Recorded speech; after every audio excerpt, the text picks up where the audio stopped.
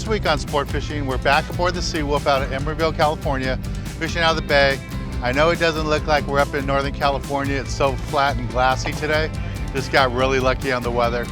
Today we're going to be starting off looking for rockfish, and if we get really lucky, maybe catch a lingcod or two. So stay tuned for this week's exciting episode of Sport Fishing. I'm Dan Hernandez, and I live to fish. All right.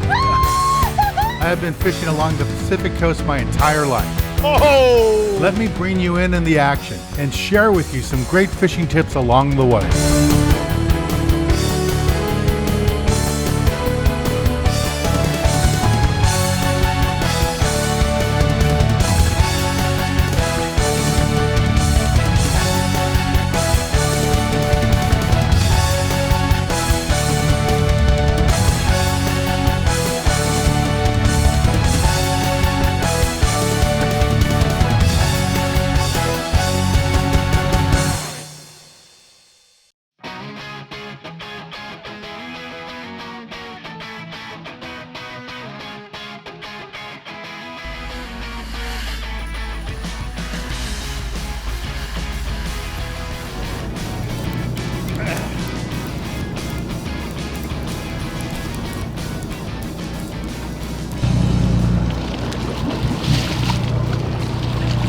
No.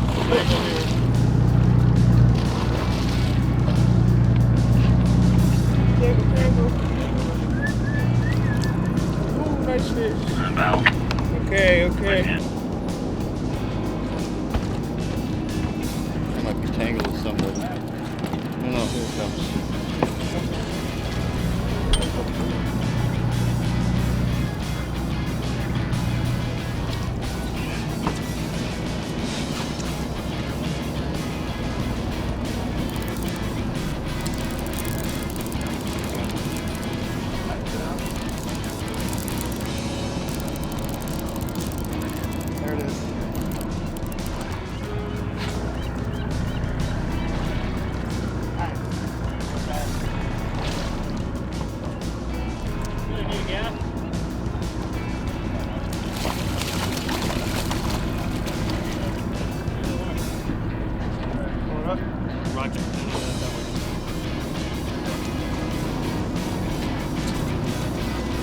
There you go.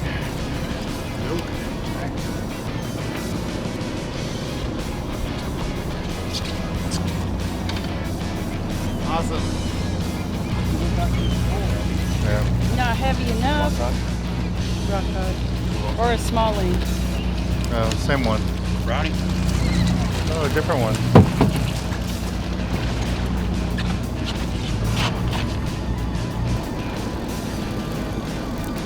Another day of fine fishing with Danny on a Sunday. Part 2.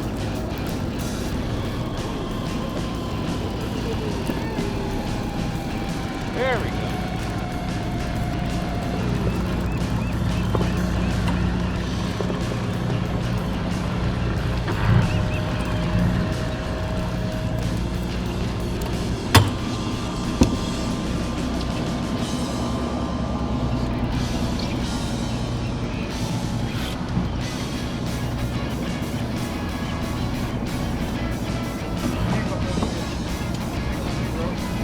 Nice one. I like it.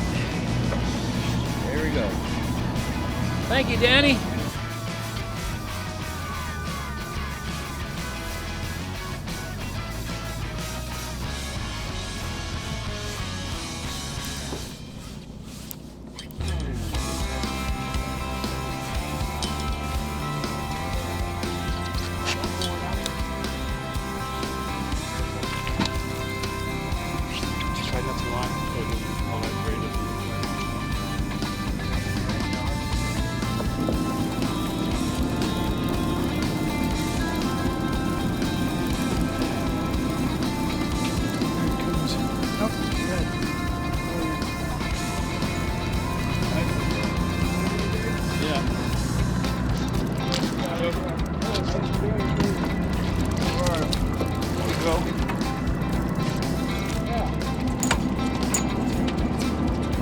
Double hooked it.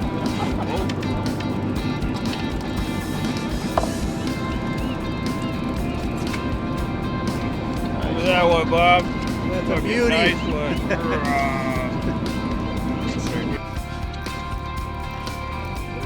Oh, yeah. Oh, he's in the water. Woo. Nice one. Nice, dude. Turn around, look pretty for the camera.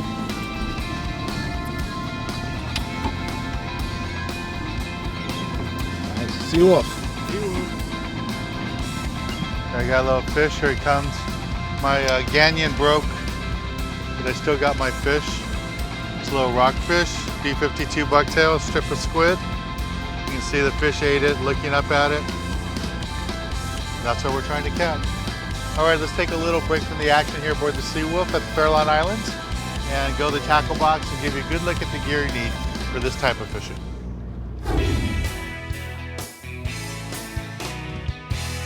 This week in the tackle box, I want to talk to you guys a little bit about what we're doing today. We're over at the Farallon Islands and we're fishing for lingcod and rockfish. When you think lingcod, you normally think you got to fish really heavy gear, but up here in Emeryville, especially at the Farallons, you really don't need to fish super heavy tackle. I like to fish lighter outfit. It makes it more fun to get a 20-pound lingcod in, or even the smaller ones too. So something like this, a level wine reel, I normally fish with 65-pound Spectra and a top shot of like 40-pound. You don't need fluorocarbon because you're going to be fishing down deep, 100 feet, maybe 200 feet. So you can get away with just fishing straight mono. But you really do need the Spectra down below so you have heavier line. And you want a nice sturdy rod. If you don't like to fish small reels like that, you can go up to something like this, 80-pound Spectra, and again, 30 or 40-pound. I'd probably go straight 40-pound for the top shot and just put monofilament. Again, don't bother using fluorocarbon because you're going to be fishing deep. Now, my number one way to catch lingcods, especially up here in this shallower water for 100 feet or a little bit less, is to use a 6-ounce B52 Bucktail with a long single tail like this. This just works so good and it's so deadly on the lingcod. You want to drop this all the way down the bottom, bounce it around a little bit. If you don't get bit, wind it up about 5-6 cranks, stop, and then let it flutter down. Lots of times these lingcod will chase it as you're taking it away from them, or they'll sit there with their mouth open for it to come down when it comes down right on them. The two colors I like best for the B52 would be chrome and glow in the dark works really good. Both white and red tails work out really nice. And these single tails are made by AA. They work out really good for this type of fishing. Now, if you're looking to catch a limit of rockfish and not concentrate on a big fish like a lingcod, then what you want to use is 2 B52 Bucktails, 1-ounce models in a double dropper loop rig with a large sinker, anywhere from 8 ounces to 12 ounces. If you get in that deeper water, you're going to need 16 ounces. Space them far apart so you can catch 2 fish at one time. And all you can do is put a little strip of squid on it, let it go all the way to the bottom, and just lift it up and down a little bit and let it flutter in the current, and the rockfish will jump all over it. And another way to go to catch a lingcod is to use a metal jig. Now, I like using the 8 and 10 ounce magic metal jigs. You're just gonna let these go all the way to the bottom, dart them straight back up as fast as you can, only about 5 or 6 cranks, stop and let them flutter back down. Kind of like you're working the bucktail, and the lingcods will jump all over these as they go up and down in that water column right along the bottom. You have to be really close to the rocks to catch these rockfish. That's why they're called rockfish. They live right along the bottom. This is the basic gear you're going to need. You might want to bring a few hooks too, in case you want to fish with strips of hooks, but I really like using the bucktails. That way, if your bait comes off, you're still going to catch fish because that bucktail is going to flutter in the current and the fish will bite it. Well, let's get back on the water and show you more exciting action right here on Sport Fishing.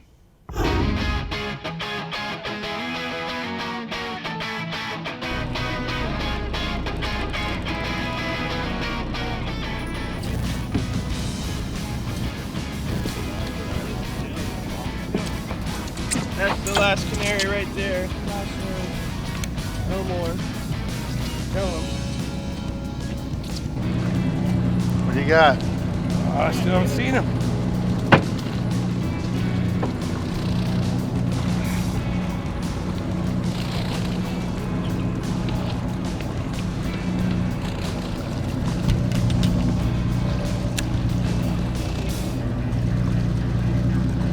Yes, sir.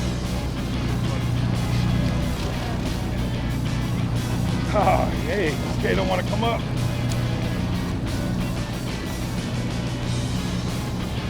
Oh. Where's he at? Color! Oh, this is big. Nah. You don't need a gaff. Don't need a gas. I think I do though. Salmon grouper.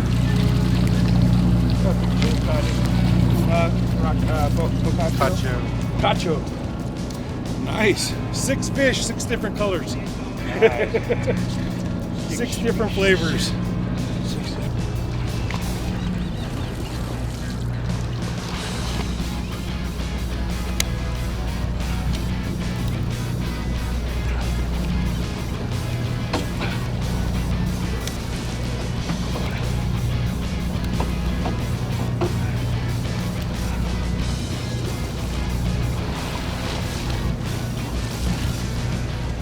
Ling. Small ling.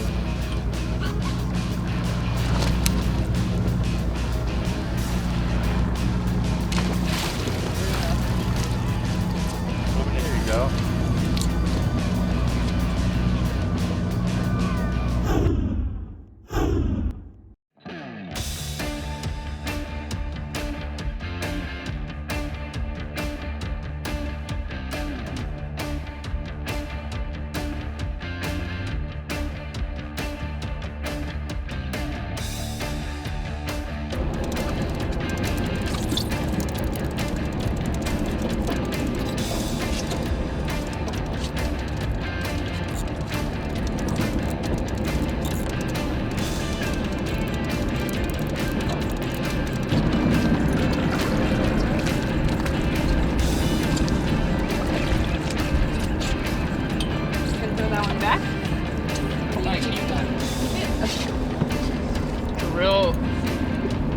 Generally, you don't want to reel all the way up to the tip because that put a lot of stress on it. Oh, okay.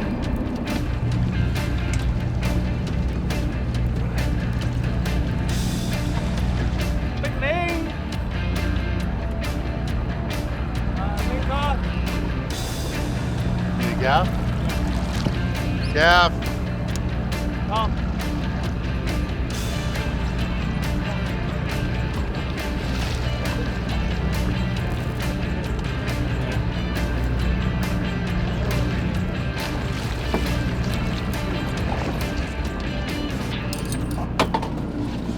Nice. Sir. Just fishing a bucktail down on the bottom. Got bit. Doesn't feel like a big fish, but it feels like a fish. And that's what's nice about fishing out here at the Fair Lawns. So many rockfish. It's pretty easy fishing. See what I got here. There he is, there's color. Another little rockfish. There we go. All right, let's take a little break from the action here aboard the Seawolf and go to the galley and show you how to cook up one of these delicious rockfish we're catching today.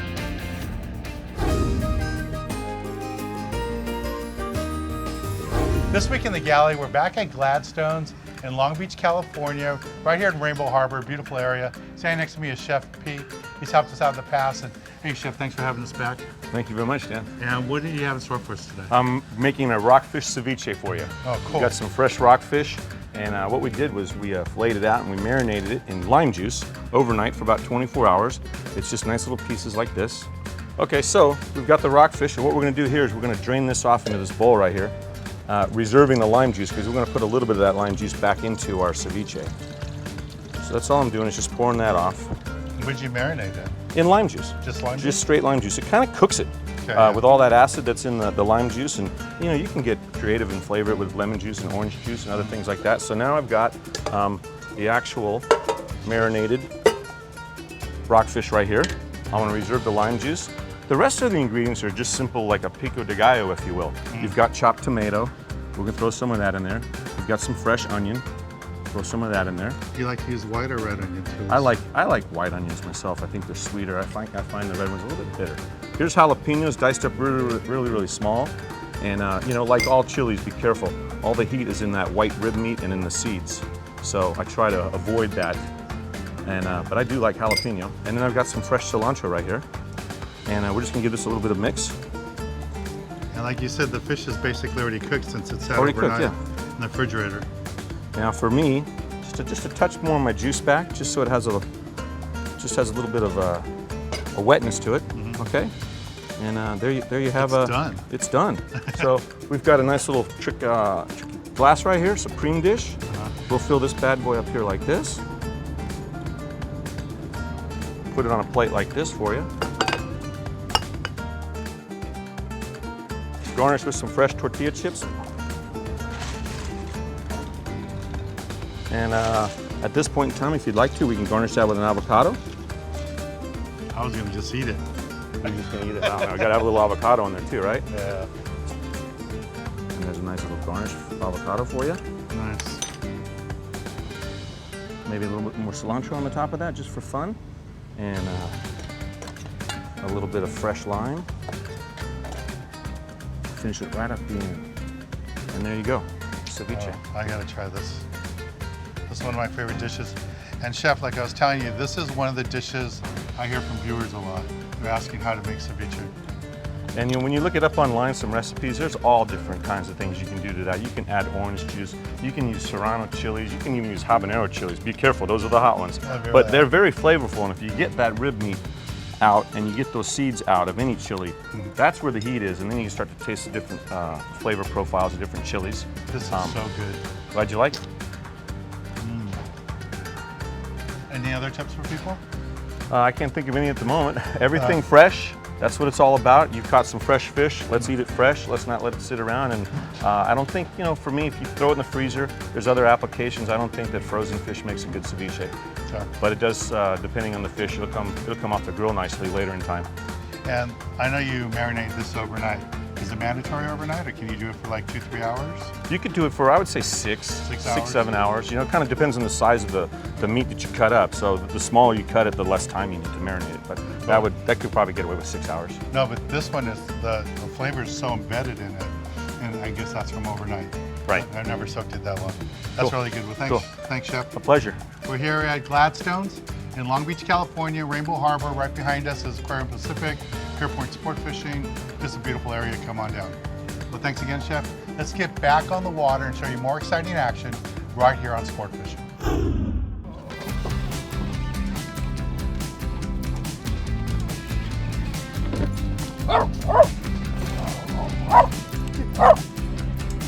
Here it comes.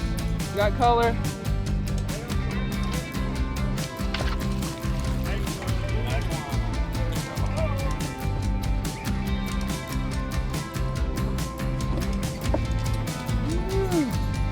Right perfectly with this. Right on, good job.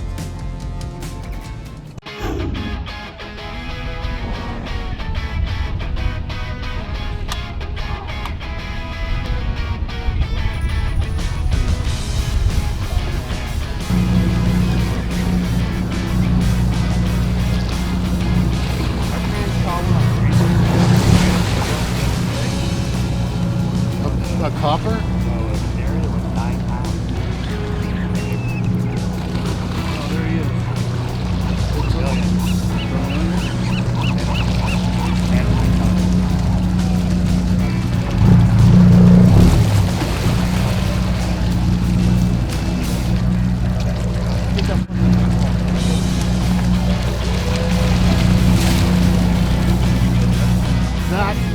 Double header, double.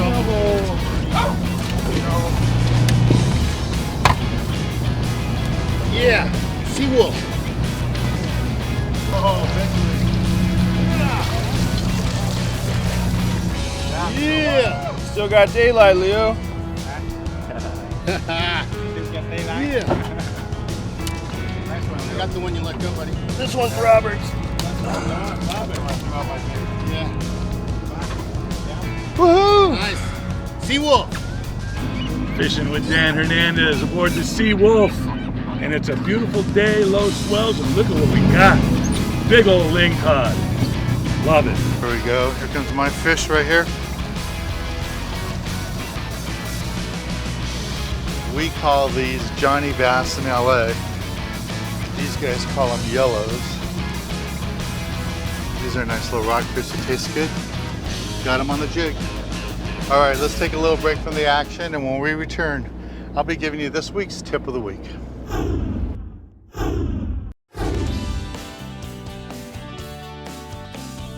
For this week's tip of the week, I want to talk to you a little bit about what we did today aboard the Seawolf. We were fishing around the Farallon Islands, and we had really good fishing on the rockfish. The Lingcod, you really had to work at it, but the majority of the rockfish today was kind of unusual for the fishing I've done up here. It was all about using the live bait and the cut squid, and the number one rig the guys were using was just the basic shrimp fly rig like this. 2 little shrimp flies, 1 anchovy on it, or 1 strip of squid with a 1-pound sinker, fish right along the bottom. And those fish were stacked up deep on the bottom. They weren't right on the bottom lots of times. Yeah, we had fish anywhere from 20 to 60, 70 feet off of the bottom. Just found out, looked like feeding fish. So yeah, it was a lot of fun. And this is John, the owner-operator of the Seawolf. Runs a great operation here out of Emeryville.